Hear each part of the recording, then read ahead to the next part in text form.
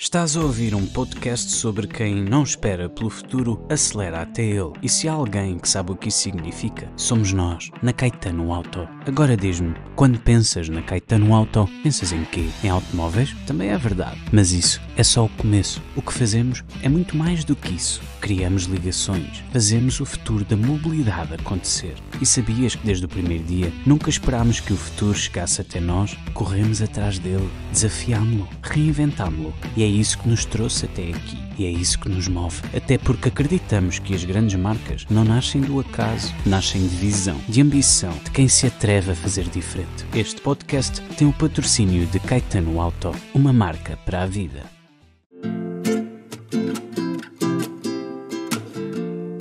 Olá e sejam muito bem-vindos ao podcast Marcas com Marca, um podcast que procurará sempre contar histórias de marcas escritas em português pela voz de quem as faz.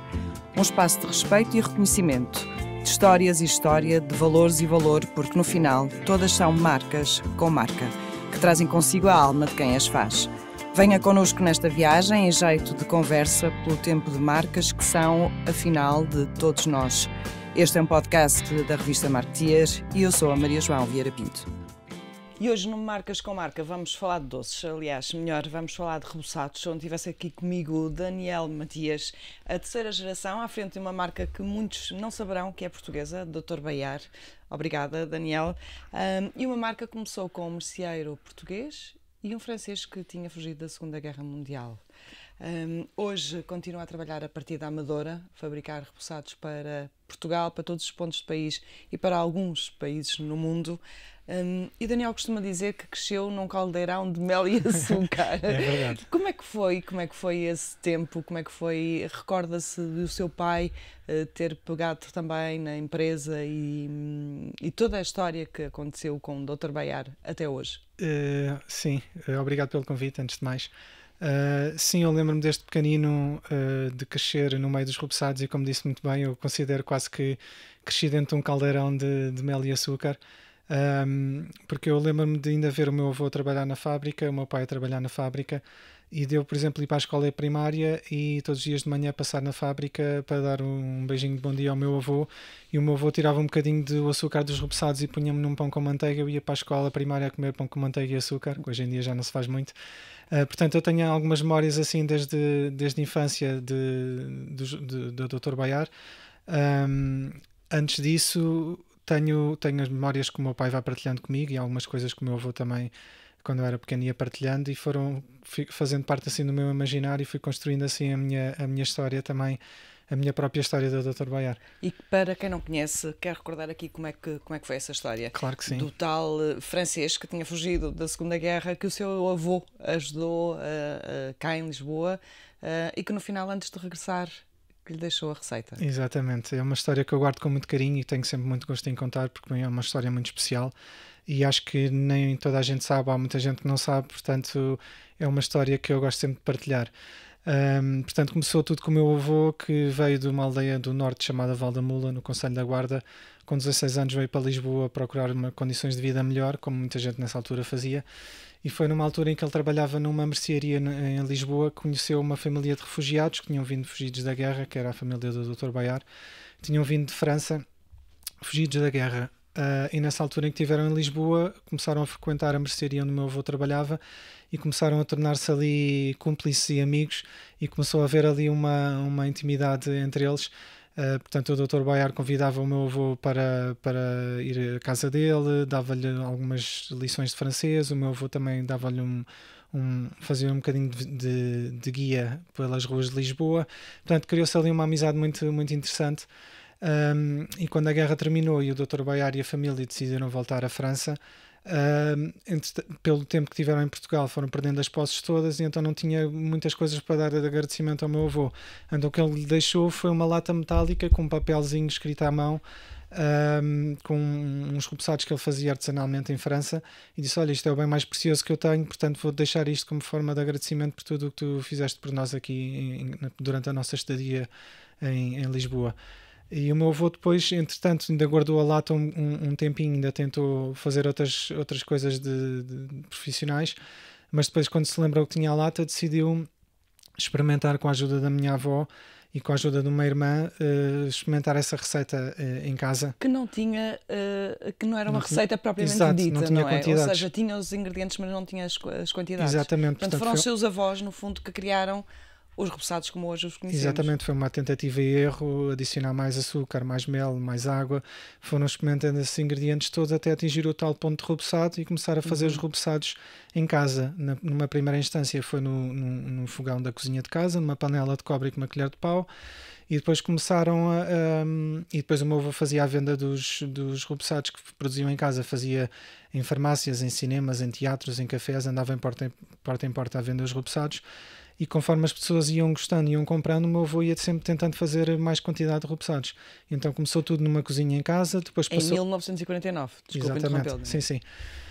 Depois começou... Depois da cozinha expandiram para uma marquise, depois para um quintal, depois começou a industrializar, a comprar uma máquina, e entretanto, mais ou menos na altura do 25 de Abril, portanto terá sido 74, 75, decidiu já com a ajuda do meu pai industrializar todo o processo e então construíram uma fábrica de raiz onde puderam comprar máquinas para automatizar todo o processo e foi a partir daí que se deu a industrialização da produção. Da Dr. Baiar. E essa receita, que remonta então a 1949, quem é que a conhece? Neste momento só o meu pai que ainda conhece. É uma receita que ainda está guardada num cofre, portanto é uma lata metálica com papel. E ainda não lhe passou assim? Ainda não passou a mim. De certa maneira até sinto um bocadinho um alívio, porque acho que é uma pressão muito grande ser só uma pessoa a saber, mas claro tenho certa curiosidade de saber o que é que está lá dentro e ter esse bocadinho de história também presente. Portanto é assim um misto entre responsabilidade e curiosidade que mais tarde ou mais cedo irei saber, tanto eu como o meu irmão, quando o meu pai decidir que é a altura certa. Portanto ainda existe essa receita e neste momento só o meu pai que ainda conhece. E portanto assim se manterá, porque o seu pai, segundo sei, continua a ir à empresa, não é? Sim, o meu pai continua a trabalhar, está lentamente a tentar passar as responsabilidades para mim e para o meu irmão, mas como ele criou isto tudo desde o início com o meu avô desde pequenino, é uma tarefa que não é muito fácil, não se pode dizer de um dia para o outro vou-me reformar e nunca mais lá apanho os pés, portanto tem que ser assim um processo gradual e dar-nos responsabilidade e dar-nos autonomia e aos poucos ir largando o processo. E garantindo que o legado se mantém, não é? Exatamente. E que é muito importante. E que nada se estragará pelo caminho. Esta imagem, que era a imagem, nós temos aqui à nossa frente do Dr. Baiar, era praticamente a mesma da lata que o dito Dr. Baiar deixou ao seu avô. Exatamente. A imagem foi fundamental para que a marca se mantivesse e ganhasse também a visibilidade que tem hoje. Porque eu desde pequena que me lembro de ver repousados do Dr. Baiar à venda em mercearias, sim. Nas vendas da aldeia. Eu acho que, para mim, pondo-me no papel do consumidor, eu acho que é bastante importante. Não só porque tem uma imagem muito forte, mas também por a imagem nunca ter sido alterada ao longo destes anos todos, destes 75 anos. Acho que também traz ao consumidor um certo grau de confiança, porque nem a receita nem a imagem foram alteradas ao longo destes anos todos, dá a confiança de que o produto continua a ser o mesmo desde o início. E só uma curiosidade, esta imagem que vemos aqui, que é a principal do senhor a tossir, era a que vinha na lata metálica. As outras 3 figuras presentes aqui nesta embalagem foi já desenvolvidas a pedido do meu avô, para simbolizar que era um produto que podia ser consumido pela família toda. Então temos aí várias gerações, homens e mulheres. Foi uma estratégia de marketing que ele adquiriu para... O seu avô já era um marketeer na altura. Sim, na altura já. Um estratega. Sim. Então foi esse o objetivo e foi daí que vieram essas 3 figuras extra, para além da original que já vinha na lata. Mas alguma vez pensaram em mudar ou não? Não. Eu acho que, como se costuma dizer, a equipa que ganha não se mexe e tanto, eu acho que, para mim, acho que existe, para o sucesso da marca, existem 3 pilares fundamentais. Um é a qualidade da receita e a qualidade nunca ter sido alterada ao longo destes anos todos. É a imagem, tanto do logotipo como da assinatura, também se ter mantido sempre a mesma ao longo destes anos todos. E um terceiro fator também muito importante é a ligação emocional que as pessoas estabelecem com a marca, porque para além do repoussado são as memórias que estão associadas ao produto.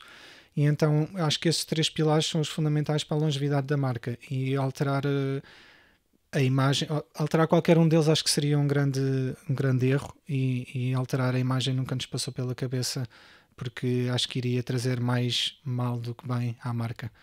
Não tem alterado, mas porém tem acrescentado outros produtos à marca. Sim, temos também os repousados mentolados, que é a receita igualzinha aos repousados peitorais, no entanto tem a adição de mentol para ter um sabor diferente. No entanto, esses repousados já existem também há muitos anos, só que não são tão publicitados como os peitorais, porque os peitorais são a nossa flagship, por assim dizer, são o nosso produto best-seller. No entanto, também uma curiosidade que eu posso contar aqui: o meu avô, na altura, enquanto esteve a fazer estes repousados, quando começou a experimentar em casa, fez outras experiências, e nós temos várias patentes de outros sabores registadas que nunca chegámos a produzir, como repousados com sabor a frutas, com chocolate, com frutos secos, com caramelo. Temos, acho que, cerca de 14, 15 patentes de repousados Mas já provaram? Diferentes. Nunca chegámos a produzir, porque na altura em que o meu avô começou a produzir em casa, estes foram os que venderam mais, então ele começou a produzir só estes, e entretanto enverdámos por este caminho. No entanto, continuamos a ter essas patentes, nunca os produzimos até agora. Ou seja, mas é possível que isso venha a acontecer. É possível, há sempre essa possibilidade. Há um custo muito grande no desenvolvimento de um produto destes? Sim, até porque a nossa linha de produção está bastante automatizada para produzir este tipo de repousados, e só temos uma linha de produção, portanto não conseguimos produzir 2 produtos em simultâneo.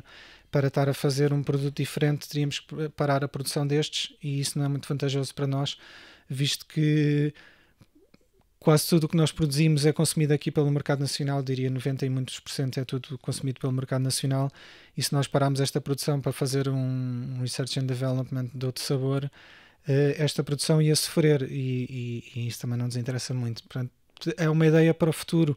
Caso nós decidamos expandir a produção e tivermos a possibilidade de ter 2 linhas contínuas em produção, poderíamos fazer a produção dos repousados peitorais numa linha, podíamos fazer experimentos noutra linha de produção, aí sim, mas de maneira que está montado hoje em dia não é uma opção muito viável, ainda não. Estamos a falar de quantos repousados por dia? O nosso produto é bastante sazonal, portanto... É mais de inverno, não é? Exato, não é muito fácil dar assim um número concreto, porque nós no inverno vendemos muito mais repousados e produzimos muito mais repousados do que no verão. No entanto, posso adiantar que na altura do inverno temos possibilidade de produzir a capacidade máxima de 1 milhão de repousados por dia.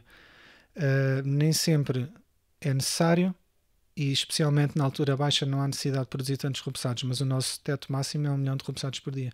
Isto estamos a falar em quantos quilos de açúcar? Porque a receita leva, recorde-me lá, mel, açúcar, ervas medicinais. Exato. Leva, basicamente é um açúcar, mel, glucose, são os 3 ingredientes principais, e depois é feita uma infusão com várias plantas medicinais. É quase como se fosse um chá que é adicionado na massa, e isso é que lhe dá as propriedades terapêuticas. Mas os 3 ingredientes principais são mel, glucose e açúcar. Eu não sei precisar ao certo quanto as quantidades, mas sei que são bastantes. Sei que, por exemplo, o mel há de ser talvez umas 5 toneladas por semana, uma coisa assim. Depende um bocado também da nossa produção, mas são quantidades assim bastante grandes. E consegue manter sempre os mesmos fornecedores? Têm conseguido manter? Sim, às vezes do mel é um bocadinho mais difícil, porque também são quantidades muito grandes e não é muito fácil arranjar, e o mel também depois varia ao longo de ano para ano, conforme se é de rosmaninho, se é de alfazema, se é de outra coisa qualquer, e como nós necessitamos de uma quantidade muito grande, nem sempre é fácil arranjar o mesmo fornecedor, mas tentamos que seja sempre o mesmo, também para garantir a qualidade e inalterabilidade do produto. Daniel, eu sei que o seu irmão também já está ao seu lado na fábrica. Gostavam que se mantivesse assim, em família? Sim, sem dúvida. Eu fui portanto, eu sou a 3ª geração, mas fui o último a chegar aqui à empresa. O meu irmão já trabalha lá há muitos anos e faz um excelente trabalho. Portanto, a área dele é mais na parte de gestão de estoques, de vendas, de faturação, tudo assim mais, se calhar, burocrático, diria. E eu trato mais da parte da comunicação, do marketing e dessa área. Gosto muito de trabalhar em família, acho que é uma grande vantagem trabalhar tanto com o meu pai como o meu irmão, e acho que funciona muito bem. Há aquelas empresas ou aquelas pessoas que não funcionam muito bem em família. No nosso caso é ao contrário, temos uma grande abertura para conversar, e gostávamos que continuasse na família. Eu, entretanto, já tenho 3 filhos, o meu irmão já tem um filho também, ainda são todos muito pequeninos, mas se eles quisessem continuar o legado deixado pelo bisavô deles, o meu avô, teríamos todo o gosto. Portanto, o nosso interesse é dar continuidade, em primeiro lugar, honrar o legado que o meu avô nos deixou, o nosso avô nos deixou, e também deixar tudo encaminhado e preparado, caso os nossos filhos queiram seguir as pisadas dos pais, terem onde se agarrar. Ou seja, nunca pensaria em vencer? Não. Já foi aliciado a vender a marca? Já, várias vezes. Como é que conseguem sobreviver num mercado com tão grandes multinacionais e com uma concorrência tão forte? Eu acho que vai um bocadinho de encontro àquilo que eu tinha dito, que são os 3 pilares que nos diferenciam. Portanto, felizmente ou infelizmente há várias marcas brancas a tentar copiar os nossos produtos. Felizmente nunca conseguiram igualá-los, e também uma capacidade de diferenciação é também essa parte mais nostálgica que as pessoas associam à marca. Portanto, as pessoas às vezes podem comprar um rebuçado de uma imitação a pensar que estão a comprar Dr. Baiar, mas depois pelo sabor ou pela nostalgia que têm, lembram-se que não sabe aquilo, e percebem que é uma cópia. Portanto, eu acho que o facto de nós continuarmos a ter a mesma qualidade, a mesma receita, a mesma imagem, e também estas memórias afetivas ligadas à marca, acho que é o que nos faz sobreviver no meio destas multinacionais todas e destas marcas brancas e destas cópias. Porque lá está, eu considero que o rebuçado é quase uma máquina de viajar no tempo. Uma pessoa come o rebuçado, ou cheira o rebuçado, ou prova o rebuçado através do sabor, e imediatamente é transportada ou para a casa dos pais, para a casa dos avós, para a mercearia aqui com os avós que não era pequenino. E acho que isso é um fator muito, muito vívido na altura de decisão da compra final do cliente. E felizmente isso nunca poderá ser replicado. E acho que isso é um dos fatores que faz com que nós consigamos, lá está, sobreviver. Mas, no entanto, corrija-me se eu estou enganada, haverá muitos portugueses que, como eu dizia no início desta nossa conversa, que eventualmente ainda não sabem que Dr. Baiar é uma marca nossa, portuguesa, fabricada aqui na Amadora. Sim, alguns... Acho que hoje em dia já vai havendo um bocadinho, eu quero acreditar que vai havendo um bocadinho menos dessa... conhecimento. Exatamente. Porque eu acho que as pessoas, em primeiro lugar, veem o nome Dr. Baiar e associam que não é um nome português, facilmente vão para um nome francês, então há muita gente que pensa que poderá ser uma marca francesa. E depois há também as pessoas que sabem que é uma marca portuguesa, mas que não fazem ideia que é produzida aqui na Amadora, e pensam que poderá ser, por exemplo, no norte do país ou alguma coisa assim. E então também das minhas bandeiras enquanto representante da comunicação e do marketing da Dr. Baiar é também contar essa história e pôr a marca Dr. Baiar à frente das pessoas e dizer: não, somos uma marca portuguesa, somos produzidos aqui, os rebuçados são produzidos aqui na Amadora, em Portugal, e é com muito orgulho que eu faço isso, e de ver uma marca com 75 anos portuguesa que continua no mercado, e depois, pronto, tem a parte mais familiar, também tenho muito orgulho em contar a história, mas acho que é de louvar uma marca com tantos anos no mercado, e é pena que não haja tanta gente como nós gostaríamos a saber que a marca é portuguesa, mas aos poucos vamos chegando lá. Ou seja, vai reforçar a comunicação da marca. Sim. Daniel, trabalhou em música, emigrou, esteve em Berlim, trabalhou com vídeo. O que é que o fez mudar tudo, de facto, que é mudar tudo, voltar e agarrar-se aos rebuçados? Eu acho que ao início, quando eu cresci no meio de um caldeirão, por ser uma coisa tão comum para mim, que via todos os dias, eu não tinha sequer noção do valor e da imensidão que a marca significa para tantos portugueses. Para mim era uma coisa, como eu tinha crescido com ela, era uma coisa normal e banal. E acho que foi esse distanciamento, quando eu fui viver para Berlim, que me pôs as coisas em perspectiva, porque quando estamos assim muito perto não conseguimos ver, precisamos às vezes fazer um zoom out para conseguir perceber o que é que está debaixo do nosso nariz. E acho que foi isso que aconteceu um bocadinho comigo, foi esse passo de ter ido para fora. E depois também mais um bocadinho a nível pessoal. O meu primeiro filho nasceu em Berlim e nós queríamos também que ele crescesse junto da família cá em Portugal. E então juntou-se um bocadinho o útil ao agradável, que era voltar a Portugal. Ainda por cima não voltar de mãos a abanar, mas voltar com o intuito já de integrar a equipa com o meu pai e com o meu irmão e explorar esta área do marketing e da comunicação que não estava tão explorada na altura.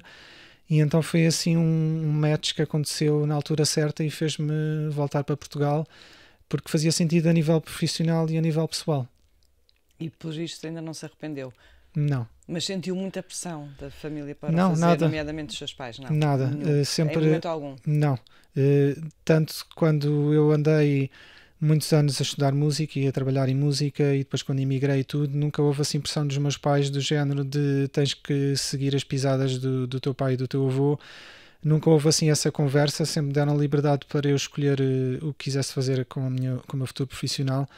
E acho que isso também depois deu a responsabilidade de saber que tinha uma porta aberta para onde voltar e saber que as competências que eu tinha adquirido lá fora, maioritariamente vídeo, fotografia, comunicação, podiam ser aplicadas aqui, que não estavam a ser tão exploradas, e eu senti que podia ser útil à marca e à família. Portanto, não houve pressão para me juntar, aliás até foi o contrário, fui eu que tive quase essa necessidade de o fazer. Exatamente. Qual é a sua ambição para esta marca? Eu acho que em primeiro lugar é continuar o legado deixado pelo meu avô, acho que é o mais importante. Se conseguir manter igual é excelente, porque há sempre aquele mito que dizem que a terceira geração ou vai ou racha, não queremos que isso aconteça, portanto dar continuidade ao que já foi feito até agora, deixar algo para os meus filhos e o meu sobrinho pegarem, se for assim o intuito deles, daqui a uns anos. E lá está, continuar a divulgar a história, continuar a divulgar a marca, esta Portugalidade, e tentar não sei, há sempre aquela porta em aberto de expandir de alguma forma, ou produzir mais quantidade, ou produzir para o estrangeiro. Que era exatamente o que lhe ia perguntar. Não é uma hipótese para já, mas é sempre uma conversa que temos bastantes vezes, tanto eu, o meu pai e o meu irmão, que poderá ser uma hipótese para o futuro, não sabemos quando, porque às vezes pode ser um bocado... Estamos numa altura em que temos um equilíbrio bom em termos de produção e de vendas, e às vezes pode ser um bocado perigoso dar um passo maior que a perna. Então é uma coisa que vamos conversando várias vezes, e é preciso analisar muito bem para, se nós tomarmos essa decisão bem fundamentada, porque seria uma pena agora na terceira geração deitar tudo a perder o que foi construído ao longo destes 75 anos. Portanto, nós temos muito isso presente, é uma ideia que poderá eventualmente ser feita no futuro, expandir a produção, mas que não poderá ser tomada assim de ânimo leve. Marcas com marca. A marca de Dr. Baiar tem-nos marcado a todos. Como é que diria que marca? Eu acho que marca nas memórias e no coração dos portugueses. Acho que é o sítio onde marca mais, porque lá está, acho que as pessoas ao consumirem, ao verem a imagem, ao sentirem o cheiro, acho que dá uma sensação assim de quentinho no coração e um voltar à infância muito grande, como que... Eu acho que não há muitas marcas que consigam fazer isso, acho que é uma coisa muito boa que nós temos, e acho que é a maneira como nós conseguimos marcar melhor as pessoas, e acho que é uma maneira muito bonita de marcar as pessoas. Pelo menos doce. Sim, sem dúvida. Daniel, muito obrigada por este seu tempo. Obrigado. Continuem a fabricar e manter a receita inalterada. Espero que passe para si rapidamente para garantir. E que não se perca. Exatamente. Muito obrigado pelo convite, foi um prazer, e é sempre um prazer falar desta coisa que é tão perto do meu coração, portanto, mais uma vez, obrigado pelo convite. Obrigada a nós.